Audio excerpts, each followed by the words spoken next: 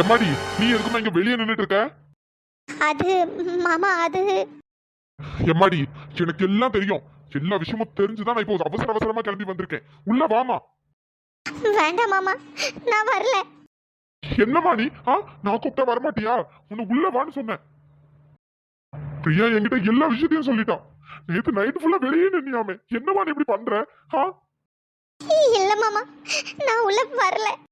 இந்த பாருமா, நான் கூப்பிடுறேன்ல, உள்ள வா. உள்ள வாமா, போலாம். காமாட்சிமா, அங்க பாருங்க, அபி வந்துட்டா. என்ன வெண்ணிலா சொல்ற? ஆமாமா, அங்க பாருங்க, சுந்தரையாவும் வந்திருக்காங்க. எனக்கு இப்பதான் சந்தோஷமா இருக்கு. பாவம், அந்த பிள்ளை வெளியே நின்றுட்டு இருக்கேன்னு நினைச்சு ரொம்ப கஷ்டப்பட்டுட்டு இருந்தேன்.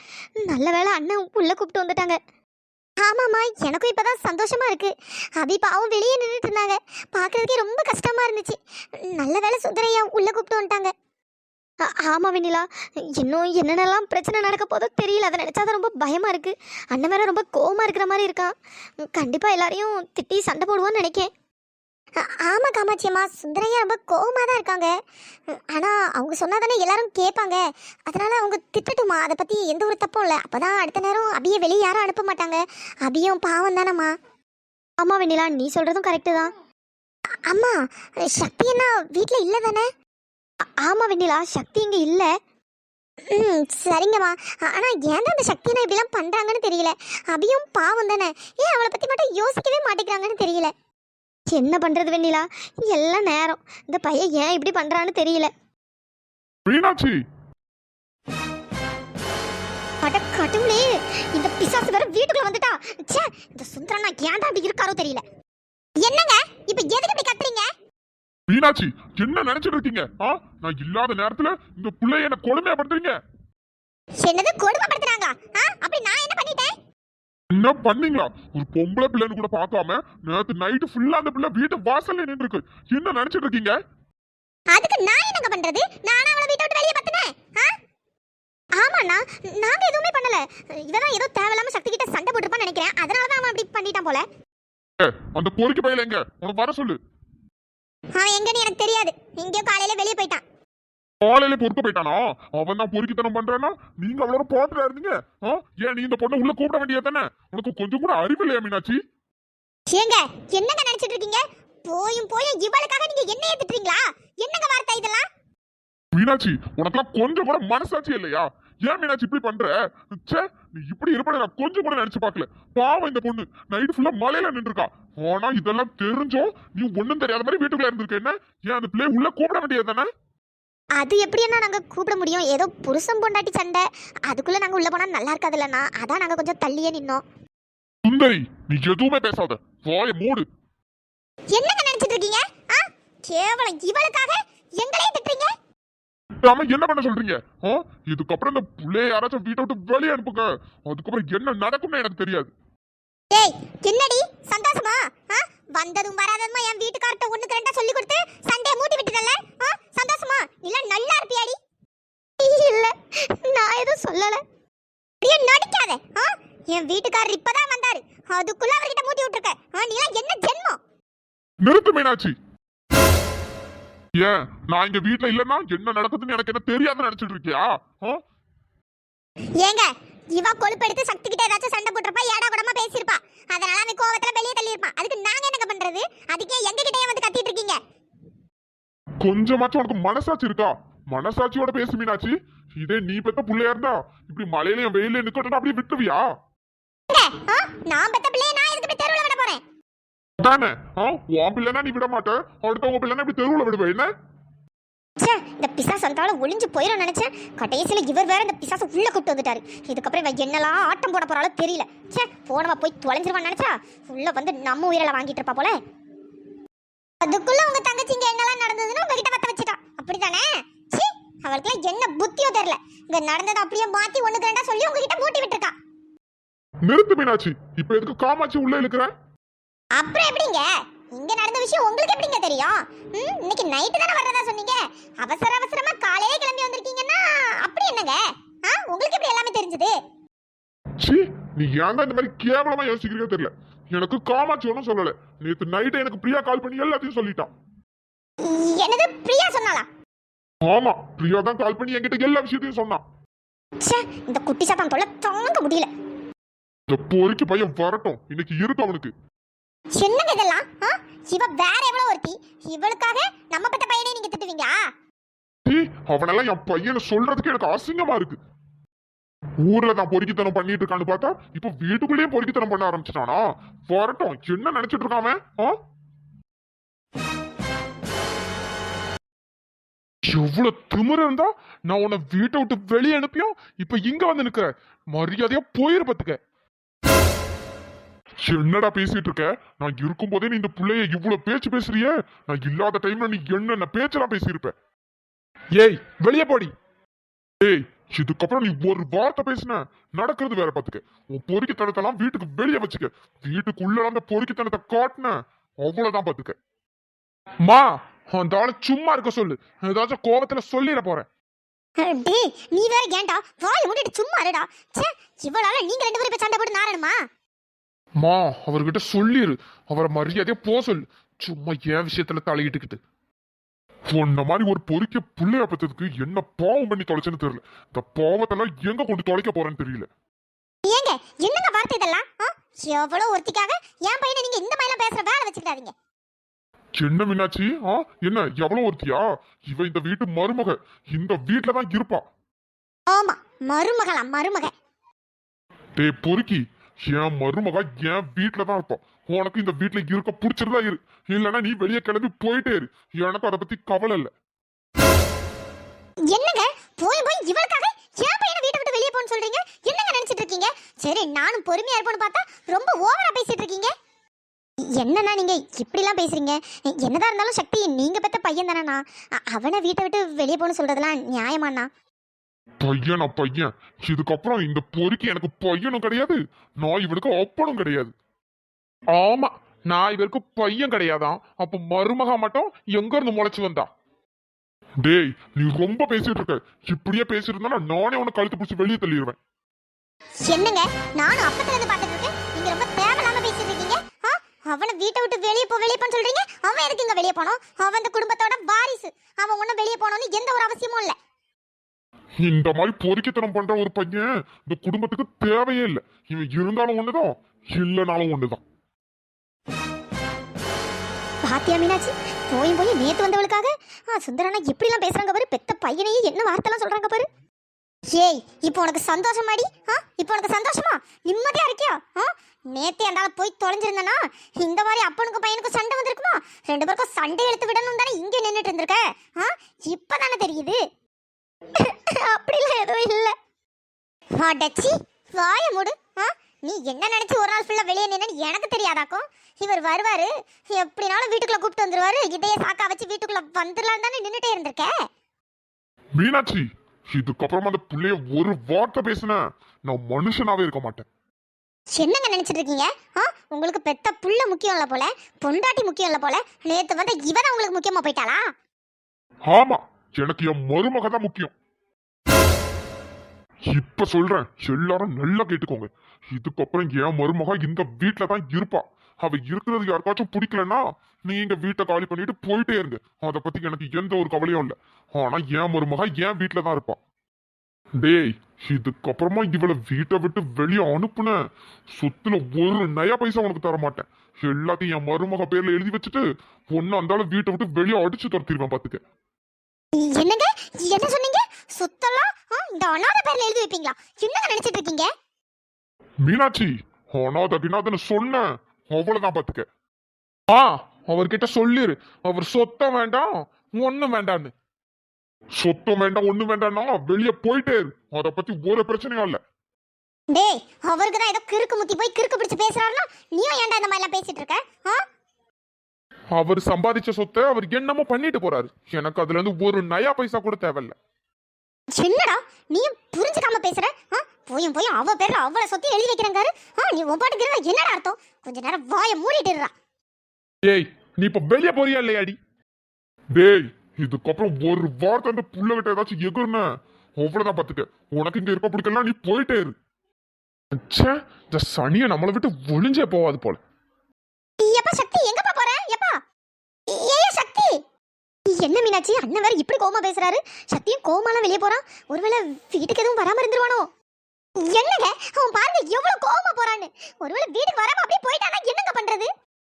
போனா போய் தொலையட்டும். அத பத்தி எனக்கு எந்த ஒரு கவலையும் இல்ல. என்னங்க பேச்சு இதெல்லாம்? என்ன இருந்தாலும் அவன் உங்க பையன். நீங்க இப்படி பேசிருக்க கூடாது. நேத்து வந்து இவளுக்கு சப்போர்ட் பண்ணிட்டு நீங்க பெத்த பையனே இந்த மாதிரி பேசுவீங்களா? அவன் பண்ண வேலைக்கு நானே அவனை கழுத்தை பிடிச்சி வெளியே தள்ளி இருக்கணும். எவ்வளவு தைரியம் எவ்வளவு திமிரு இருந்தா நான் வீட்டுல இல்லாத நேரத்துல என் மருமகளை வெளியே போன்னு சொல்லியிருப்பான். ச்சே, இவருக்கு கொஞ்சம் கூட அறிவே இல்ல. ஏமாடி, நீ உள்ள போய் ரெஸ்ட் எடுமா. நேத்து ஃபுல்லா மழையிலே நனைஞ்சிருக்க. போவா, போய் ரெஸ்ட் எடு. மாமா அது உள்ள போன்னு சொன்னமா, உள்ள போ. உனக்கு இந்த வீட்டுல எல்லா உரிமையும் இருக்கு. யாருக்காகவும் பயந்து ஒடுங்கி நிக்கணும்னு அவசியமே இல்லை. யாராச்சும் ஏதாச்சும் சொன்னாங்கன்னா திருப்பி பேசு. எல்லா உரிமையும் உனக்கு இருக்கு. சரிங்க மாமா. நீ உள்ள போமா. மீனாட்சி, அந்த புள்ளகிட்ட ஏதாச்சும் தேவையில்லாம பிரச்சனை பண்ணன்னு தெரிஞ்சது அப்புறம் இந்த சுந்தரம் யாருன்னு நீங்க எல்லாரும் பாப்பீங்க. சுந்தரி, உன்னையும் சேர்த்து தான் சொல்றேன். ஐயோ சுந்தரனா, நான் எதுவும் பிரச்சனை பண்ணலனா? பிரச்சனை பண்ணாம இருக்கிறவரை தப்பிச்சுங்க. என்ன மீனாட்சி அண்ணன் இப்படி பேசிட்டு போறாரு? அண்ணி, இவரெல்லாம் ஒரு மனுஷனா? பெத்த புள்ளைக்கு சப்போர்ட் பண்ணாம வேற எவ்வளவு ஒருத்திக்காக சப்போர்ட் பண்ணிட்டு இருக்காரு. இவரெல்லாம் என்ன அப்ப? இவரை நினைக்க நினைக்க எனக்கு எரிச்சலா வருது. அதாம்மா மீனாட்சி, எனக்கு ஒண்ணுமே புரியல. ஏன் சுந்தரனா இப்படி நடந்துக்கிறாரு? வேற ஒண்ணும் இல்ல நீ, அவருக்கு புத்தி கித்தி மழுங்கி போச்சு போல. வெளியே போன சனியா அந்த ஆளு ஒளிஞ்சு போயிடுவான்னு நினைச்சேன். இப்படி நடு வீட்டுக்குள்ள வந்து நிப்பான்னு நான் கொஞ்சம் கூட நினைச்சு பார்க்கல நீ. ச்சே, இந்த மனுஷனாலதான் எல்லா பிரச்சனையும். ஆமா மீனாட்சி, நான் கூட அப்படிதான் நினைச்சேன். நல்ல வேலை சக்தியே இவளை வீட்டை விட்டு வெளியே அனுப்பிட்டான் அப்படின்னு நினைச்சு சந்தோஷத்துல இருந்தேன். ஆனா இப்படி ஆயிடுச்சு மீனாட்சி. அதை நினைச்சாதான் கொஞ்சம் கஷ்டமா இருக்கு. என்ன பண்றதுன்னே தெரியல நீ. இவளை ஏதாச்சும் பண்ணி வீட்டை விட்டு வெளியே அனுப்பலான்னு பார்த்தா இவர் என்னடானா சொத்தெல்லாம் இவ பேர்ல எழுதி வச்சிடுறேங்கிறாரு. ச்சே, ஐயோ என்ன பண்றதுன்னே தெரியல. ஆமா மீனாட்சி, சும்மாவே இவ இந்த வீட்டுல அந்த ஆட்டம் ஆடிட்டு இருக்கா. சொத்து வேற இவ பேர்ல எழுதி வைக்கிறேன்னு சொன்னதும் என்ன கொஞ்சம் சேர்ந்துல ஆட்டம் போடுவா. பார்க்கலாம் நீ, என்ன எவ்வளவு நாளைக்கு தான் இவன் இந்த வீட்டுல இருக்கிறான்னு. ஏதாச்சும் பண்ணி இவளை வெளியே அனுப்பி ஆகணும். ஆமா மீனாட்சி, முடிஞ்ச வரை ஏதாச்சும் பண்ணி வெளியே அனுப்ப பார்ப்போம். சரிங்க நீ. ஏய், ஒரு நிமிஷம். சொல்லுங்க. ஒரு வழியா வீட்டுக்குள்ள வந்துட்ட போல. ஆமா. சரி, உன்னோட பர்சனல்ல தலையிடுறேன்னு நினைக்காத. எனக்கு ஒன்று சொல்லணும்னு தோணுது. சொல்லுங்க. ஏன் இங்க வந்து இவ்வளோ கஷ்டப்பட்டுட்டு இருக்க? உனக்கு என்ன தலையெழுத்தா இங்கெல்லாம் வந்து கஷ்டப்படணும்னு? பேசாம உன் வீட்டில் போயிட்டு நிம்மதியா இருக்கலாமே. அதை விட்டுட்டு நீ ஏன் இங்க வந்து கஷ்டப்பட்டுட்டு இருக்க? இல்ல, நான் எங்கேயும் போக மாட்டேன். நான் எங்க தான் இருப்பேன். அதான் ஏன்னு கேக்குறேன். உன்னதான் யாரும் மதிக்க மாட்டேங்கிறாங்க, கண்டுக்க மாட்டேங்கிறாங்க. அப்புறமும் நீ ஏன் இங்கே இருந்து கஷ்டப்படணும்? நீ பேசாம உங்க வீட்டுக்கு போயிட்டேன்னா நீ அங்க நிம்மதியா இருக்கலாம்ல. இல்ல, நான் இங்க தான் இருப்பேன். ஓகே, இதுக்கப்புறம் உன்கிட்ட பேசி எந்த ஒரு பிரயோஜனமும் இல்லை. உன் நல்லதுக்காக தான் சொன்னேன். சரி, ஓகே, இதுக்கப்புறம் உன்னோட இஷ்டம்.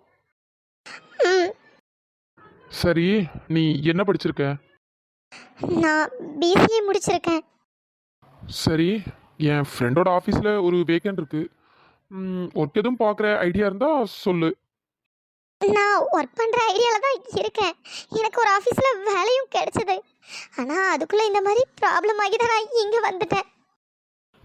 சரி, எனக்கு உன்னோட சுச்சுவேஷன் என்னன்னு புரியுது. ஸோ உனக்கு ஒரு ஒர்க் இருந்தால் நல்லாயிருக்கும்னு தோணுச்சு, அதனால் சொன்னேன். சரி, நான் கன்ஃபார்ம் பண்ணிவிட்டு சொல்கிறேன். ஓகேயா? தேங்க்ஸுங்க. சரி, நீ போ, நான் கன்ஃபார்ம் பண்ணிவிட்டு சொல்கிறேன். மோஸ்ட்லி ஒர்க் ஃப்ரம் ஹோமாக தான் இருக்கும். ஸோ ப்ராப்ளம் இருக்காது. நான் செக் பண்ணிவிட்டு சொல்கிறேன். சரிங்க. ஹலோ ஃப்ரெண்ட்ஸ், எல்லாரும் எப்படி இருக்கீங்க? யாரும் வீடியோ ஸ்கிப் பண்ணிடாதீங்க. ஃப்ரெண்ட்ஸ், நான் ஆல்ரெடி உங்ககிட்ட சொல்லியிருந்தேன். நான் வந்து நேட்டிவ் வந்திருக்கேன். 1 வீக் வந்து நேட்டிவில் தான் இருப்பேன் அப்படின்ட்டு. நான் அதனால் என்ன பண்ணிட்டேன்னா, நான் சென்னையில் இருக்கும்போதே இந்த 1 வீக்குக்கு தேவையான வீடியோ எல்லாமே நான் ரெடி பண்ணி வச்சுட்டேன். ஸோ டைமிங் வந்து ரொம்ப கம்மியாக தான் எடிட் பண்ணியிருந்தேன். ஏன்னா இப்போ 1 வீக்குள்ள வீடியோனா ஒரு 6 வீடியோ எடிட் பண்ணணுமா. ஸோ அதனால் நான் டைமிங் வந்து கொஞ்சம் கம்மியாக தான் வச்சுருந்தேன். நிறைய பேர் வந்து டைமிங் வந்து கம்மியாக இருக்குன்னு சொல்லியிருந்தீங்க. ஸோ அதுக்கு வந்து இதான் ரீசன். நான் ஆல்ரெடி எப்போவுமே வீடியோட எண்டில் சொல்லியிருந்தேன். நீங்கள் கவனிச்சிங்களா இல்லையா அப்படின்னு எனக்கு தெரியல. அப்புறம் நிறைய பேர் வந்து கொஞ்சம் ஸ்டோரி கொஞ்சம் போர் அடிக்கிற மாதிரி இருக்குது, இன்ட்ரெஸ்ட்டாக எடுத்துகிட்டு போங்க அப்படின்னு சொல்லியிருந்தீங்க. கண்டிப்பாக நான் இன்ட்ரெஸ்ட்டாக எடுத்துகிட்டு போகிறேன். நான் இந்த வீக் வந்து எப்படியாச்சும் வீடியோ போடணும், டைமிங் கம்மியானாலும் பரவாயில்ல வீடியோ போடணும் அப்படிங்கிறதுக்காக தான் நான் எடிட் பண்ணி போட்டிருந்தேன். ஏன்னா இப்போ நீங்களே யோசிச்சு பாருங்களேன், ஒரு வாரத்துக்குள்ள வீடியோவை நான் மொத்தமாக 1 டே இல்லை 2 டே அந்த 2 நாளைக்குள்ளே நான் எடிட் பண்ணி முடித்தேன். ஸோ என்னால் அதில் நிறைய எடுத்துகிட்டு வர முடியல. எனக்கு நிறைய ஐடியாஸ் இருக்குது இந்த மாதிரி எடுத்துகிட்டு வரணும்னு தான் நான் நினச்சிருந்தேன். ஆனால் வந்து 1 வீக் எப்படியாச்சும் ஸ்டோரி இழுக்கணும் மீன்ஸ் டெய்லி வீடியோ போடணும் அப்படிங்கிறதுக்காக தான் நான் வந்து கொஞ்சம் பாட்டை வந்து அப்படியே கொஞ்சம் இழுத்து போட்டிருந்தேன். அது மேபி உங்களுக்கு கண்டிப்பாக போர் அடிச்சிருக்கலாம். நான் அக்செப்ட் பண்ணிக்கிறேன், போர் அடிச்சிருக்கு நிறையவே வாய்ப்பு இருக்குது. ஸோ சாரிங்க. ஆனால் மண்டேலேருந்து வீடியோ நல்லா இன்ட்ரெஸ்ட்டாக பழைய மாதிரி கண்டிப்பாக கொண்டுட்டு வந்துடுவேன். ஏன்னா டெய்லி ஒரு நாளைக்கு நான் ஒரு வீடியோ மேக் பண்ணுறேன் அப்படின்னா நான் ஈஸியாக கொஞ்சம் இன்ட்ரெஸ்டிங்காக எடுத்துகிட்டு வந்துடுவேன். ஆனால் 1 வீக் உள்ள வீடியோவை மொத்தமாக எடுக்கணும் அப்படிங்கிற பட்சத்தில் எனக்கு டைமும் இல்லை. ஆனால் சீக்கிரமாக வீடியோ முடிக்கணும் அப்படின்னு நினச்சி தான் நான் எடுத்தேன். ஏன்னா டெய்லி வீடியோ போடணும் அப்படிங்கிறதுக்காக. சரி டைமிங் கம்மியாக இருந்தாலும் பரவாயில்ல, ஆனால் சரி டெய்லி வந்து நம்ம வீடியோ எப்படியாச்சும் போட்டுடலாம் அப்படிங்கிறதுனால தான் நான் அந்த மாதிரி பண்ணேன். ஸோ வந்து கொஞ்சம் பேருக்கு போர் அடிச்சிருக்கும்னு நினைக்கிறேன். ஸோ சாரி ஃப்ரெண்ட்ஸ், நான் கண்டிப்பாக மண்டேலேருந்து கொஞ்சம் நல்லா இன்ட்ரெஸ்டிங்காக கண்டிப்பாக எடுத்துகிட்டு போகிறேன். நிறைய ஸ்டோரிலின்னு வச்சுருக்கேன். அதனால நான் ஒவ்வொரு செக்மெண்ட்டாக நல்லா இன்ட்ரெஸ்டிங்காக இருக்கிற மாதிரி நான் உங்களுக்கு வந்து எடுத்துகிட்டு வரேன் கண்டிப்பாக. அப்புறம் நிறைய பேர் வந்து என்ன கமெண்ட் பண்ணியிருந்தீங்கன்னா, அபிசக்தி வந்து ஒருத்தருக்கு ஒருத்தர் புரிஞ்சுக்கணும் அந்த மாதிரி எடுத்துகிட்டு வாங்க, நெக்ஸ்ட் கொஞ்சம் ரொமான்ஸ் வைங்க அந்த மாதிரிலாம் சொல்லியிருந்தீங்க. இப்போதைக்கு என்னால் ரொமான்ஸ் வந்து கண்டிப்பாக வைக்க முடியாது. நான் வந்து மோஸ்ட்லி ரொம்ப ரொமான்டிக்காக எடுத்துகிட்டு போக மாட்டேன். கொஞ்சம் நார்மலாக கொஞ்சம் காமெடியாக தான் எடுத்துகிட்டு போகணும் அப்படின்னு இருக்கேன். ஸோ ரொம்ப ரொமான்ஸ் வந்து எதிர்பார்க்காதீங்க, இதில் இருக்காது. நான் வந்து இப்போவே வெளிப்படையாக சொல்கிறேன், நான் கொஞ்சமாக தான் எடுத்துகிட்டு வருவேன். சும்மா லைட்டாக கிஸ்ஸு ஹக்கு அதோட நான் முடிச்சுக்கணும் அப்படின்னு தான் இருக்கேன். மற்றபடி டைலாக்ஸ்லாம் நான் எதுவுமே ரொம்ப கொடுக்க மாட்டேன். ஸோ அதை யாரும் ரொம்ப எதிர்பார்க்காதீங்க ஃப்ரெண்ட்ஸ், சாரி. நான் வந்து சும்மா நார்மலாக கொஞ்சம் ஒரு ஃபன்னாக ஒரு காமெடியாக எடுத்துகிட்டு போகலாம் அப்படின்னு தான் இருக்கேன். லவ் இருக்கும், மற்றபடி நான் அதை ரொமான்ஸ்னால் அது கொஞ்சம் அதையும் தாண்டில. ஸோ அது வந்து ரொம்ப இருக்காது இந்த ஸ்டோரியில்.